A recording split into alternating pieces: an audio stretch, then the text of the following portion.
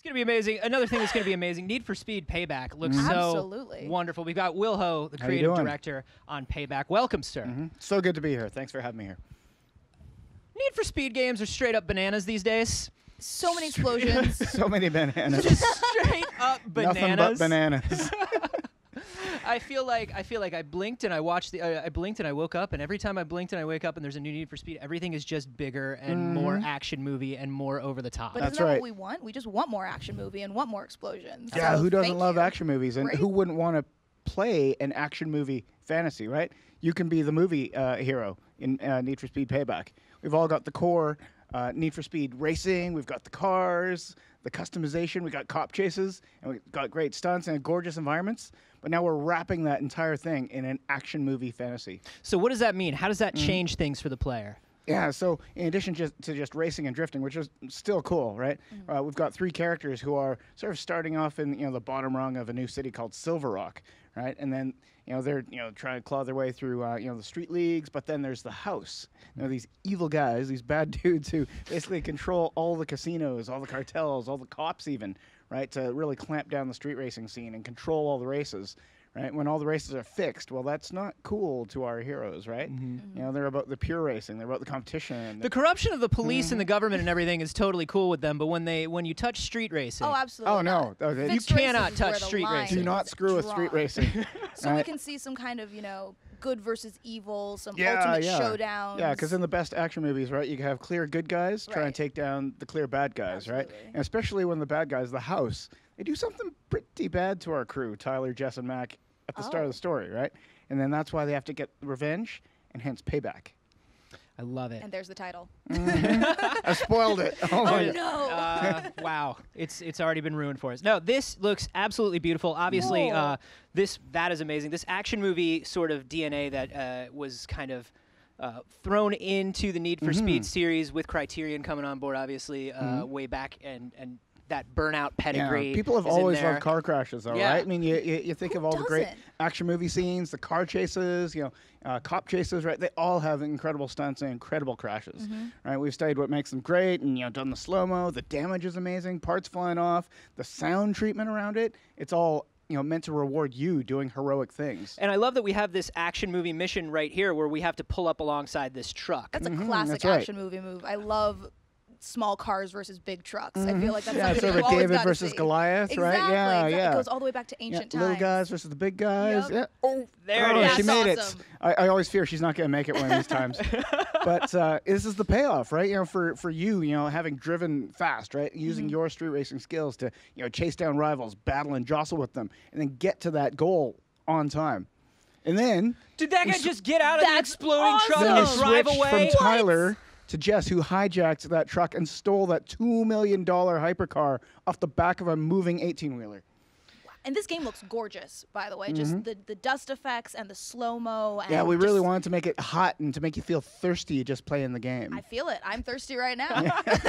So let's talk about these action movie moments and how they may change up some of the things that the Need for Speed series is known for. I mean, obviously, we're looking at things like customizing our ride. We're looking at things like customizing our equipment and everything. Yeah. What happens when we pull off these big action movies? Do we now have a $2 million supercar? Yeah. So some of these cars that you jack are going to be yours. Some of them, you're just doing as a job. But at the core of Need for Speed is acquiring the rides that you want, right? And that your rides are going to be different from yours, Anthony, right? And then how you customize them, right? How you choose your own parts, make your own wraps, share them with the world. How which upgrades you choose to put in these cars to win the races, right? To accomplish the missions. That's entirely up to you. So what you're saying is my bright pink $2 million car will be better than your boring, probably gray $2 million car. Actually, in Forza 3, I'm all Hello Kitty wrap all the time. So you might be surprised by my customization. It'll be an intra-squad battle between pink supercars. So we're looking at campaign and we're looking at multiplayer. Now, that's right. This action movie narrative wrapper, I would imagine, mostly pertains to the campaign. That's right. Yeah, there's a single-player campaign that is playable offline, but it's way better when you connect with friends because every single race, every single mission, every single open-world activity that you find, they all have leaderboards, right? And through Autolog, the more you replay the world, the more you replay the story, the more competition you're going to have with your friends. That sounds fun. That's great. And can you talk to us about some of the other multiplayer details that we're going to have, multiplayer modes? Anything you can reveal right now? So in addition to trying to beat your friends on all the leaderboards all over the world of Fortune Valley, there's also Speedless, which is like you just partying up with friends or being match made with people of similar skill around the world, and just playing event after event after event and scoring points and trying building these rivalries, right? That you're one-upping each other, and then through hour 1, through hour 2, through hour 10.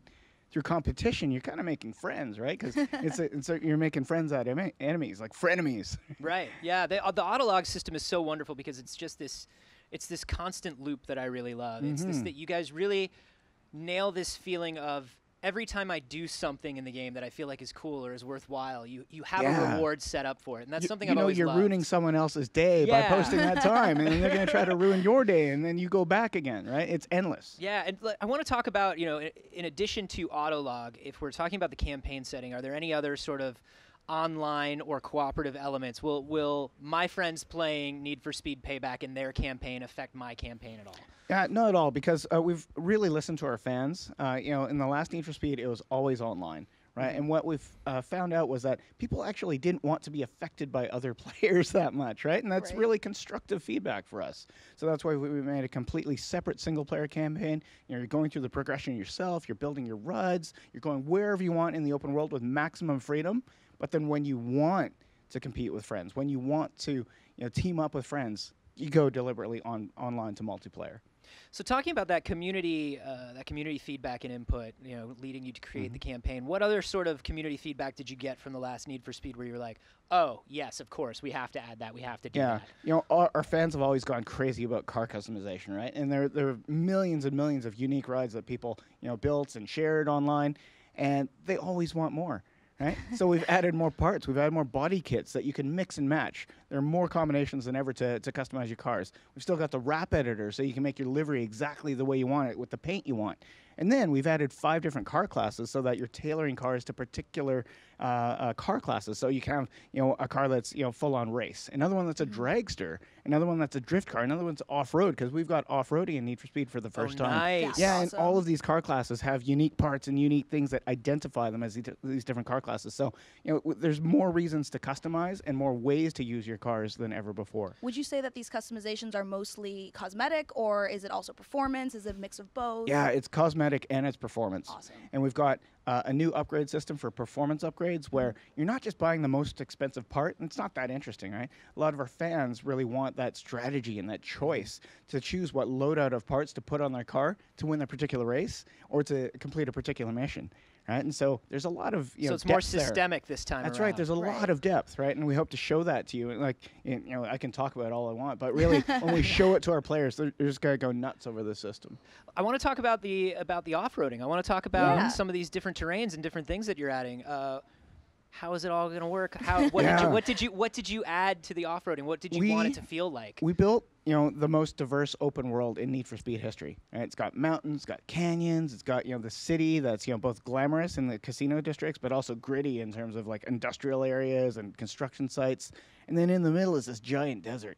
Right? And you can always peel off the highway and drive across this desert. You're bombing over dunes, you're collecting parts, you're finding events out there. And what we really want is to give players that sense that they're not hemmed in anymore. They're not just bound to the road. Right? They can go pretty much where they want. We have a mantra that if you can see it in the world, you can go to it. So you can be at the bottom of a canyon at the river bed, and then you're looking up at the canyons, which are really high up. You'll see a bridge up there, and you go, how do I get there?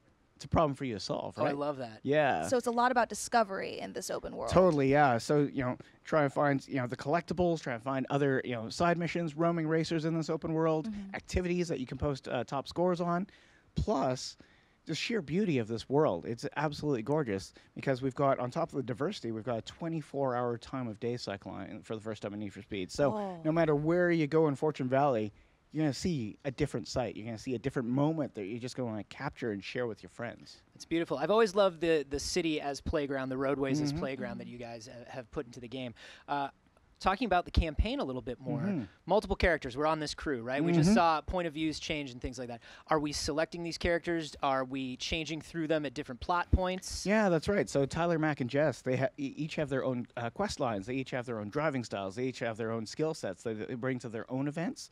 But then, at the end of each chapter of the game, there's a big blockbuster mission, right? And the highway heist that you've seen is one of those where our crew, they come together, they combine their skills. They, in action movie sequences, they've got their plan, but the plan always goes sideways. So they have to talk, they have to improvise, they got to figure out how they can get this done, right? And so you're going to experience these missions from different points of view, right? One character after another, using 3 different characters, 3 different vehicles, and finally overcoming the odds to bring down the house. And is that something where I pick Tyler and I go through Tyler's quest line? That's right. Yeah, you can switch to Tyler. Then on the map, boom, you've got races, right? If you want to do some action missions, transporting VIPs and packages to safety, switch to Jess. If you want to do some drifting and some off-road, you switch to Mac. That's interesting. So every character has a different experience. That's right. And every character has different qualities depending on what you feel that and they day. have their That's own awesome. personalities, and they voice what they're trying to achieve, and they give you feedback based on what they want to do, right?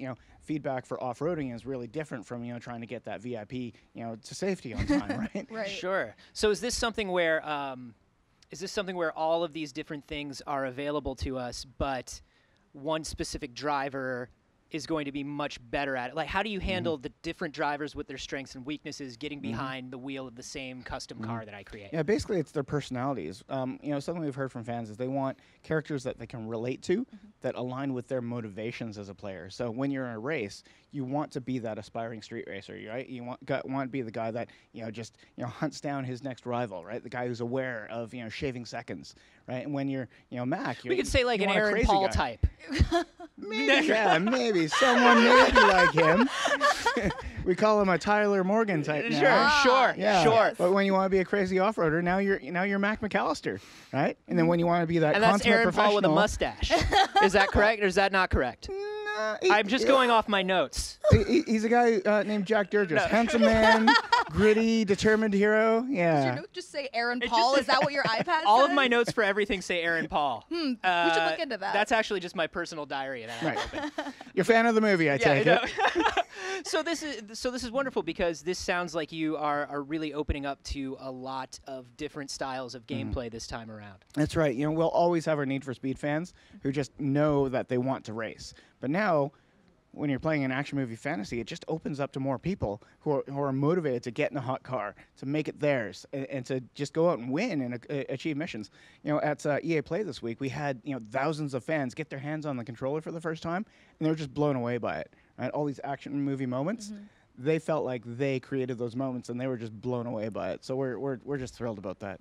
And what are the long-term plans here? So are you launching with some plans for either DLC, season pass content, additions down the road? Yeah, so I can say right now that we're not going to do a season pass for Need for Speed Payback, but we are going to have some post-launch content, which we'll talk about at a later date.